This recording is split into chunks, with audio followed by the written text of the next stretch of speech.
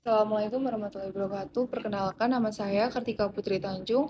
Saya dari kelompok 3 akan menjelaskan tentang ijma dalam hukum Islam.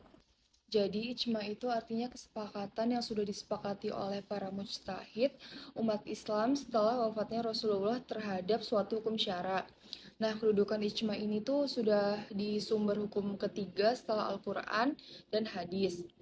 Dan para ulama itu sudah sepakat bahwa ijma itu memiliki kekuatan hujah yang mengikat seluruh umat Islam dalam menetapkan hukum syariat. Dan ada tiga dasar hukum ijma. Yang pertama itu ada dalil Al-Quran yang sudah ada di Quran Surat An-Nisa ayat 115 tentang mengikuti jalan orang-orang mukmin.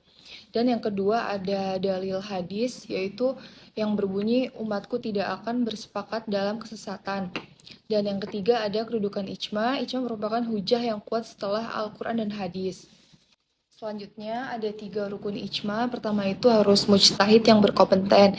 Ijma tuh hanya sah jika disepakati oleh para mujtahid yang memiliki kualifikasi dan kompetensi dalam bidang ijtihad. Dan yang kedua itu kesepakatan seluruh mujtahid. Jadi sudah sepakat semua dan tidak ada yang menentangnya. Untuk yang ketiga ada hukum syara pasca Rasulullah, yaitu berkaitan dengan hukum syara yang terjadi setelah wafatnya Rasulullah Shallallahu Alaihi Wasallam.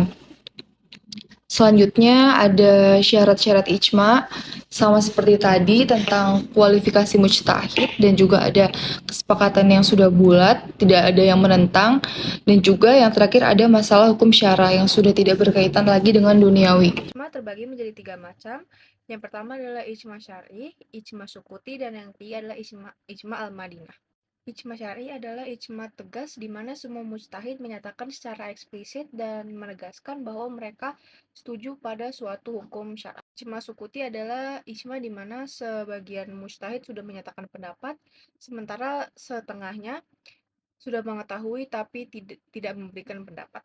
Dan yang terakhir adalah ijma al-Madinah, yaitu ijma yang dimana dianggap spesial karena memiliki kedekatan dengan tradisi Nabi Muhammad SAW. Ijma adalah dalil qot'i atau pasti yang memiliki kekuatan hujah yang kuat setelah Al-Quran dan hadis. Kekuatan hukum ijma ada tiga, yaitu tidak boleh menentang ijma yang telah disepakati atau sudah mutlak.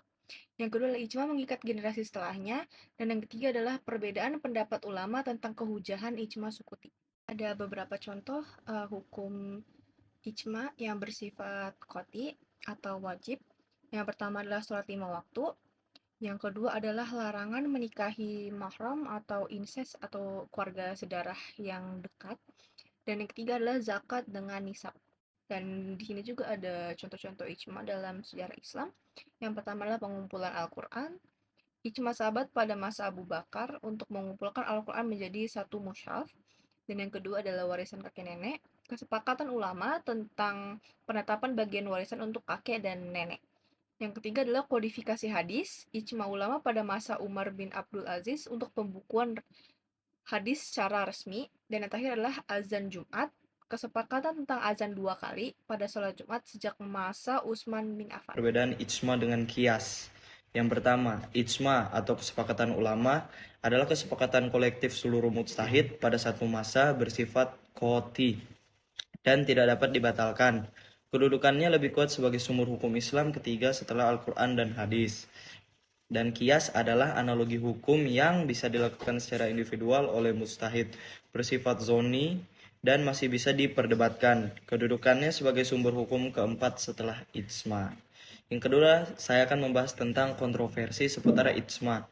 Kesulitan mengetahui kesepakatan seluruh mujtahid. Salah satu tantangan utama adalah sulitnya memastikan bahwa seluruh mujtahid di dunia Islam telah menyepakati suatu hukum, terutama dengan luasnya wilayah Islam.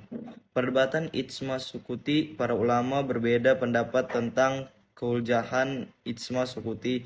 Sebagian menganggapnya sebagai ijma yang sah, sementara sebagian lain menolaknya karena diarnya mujtahid belum tentu berarti persetujuan. Definisi mujtahid dan ijma modern. Terdapat perdebatan tentang siapa yang berhak disebut mujtahid dan apakah ijma masih mungkin terjadi di era kontemporer dengan penyebaran ulama di seluruh dunia. Yang ketiga adalah peran lembaga fatwa.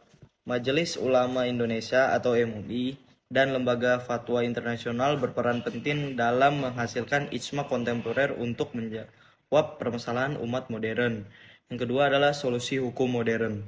Ijma menjadi landasan dalam menyelesaikan isu-isu kontemporer seperti transaksi digital, ekonomi syariah, dan bioetika yang tidak ada nasnya secara eksplisit. Yang ketiga adalah tantangan global. Penyebaran ulama di seluruh dunia dan perbedaan konteks lokal menjadi tantangan dalam mencapai kesepakatan ijma. Namun teknologi komunikasi membuka peluang baru. Itu saja yang bisa saya sampaikan hari ini. Terima kasih.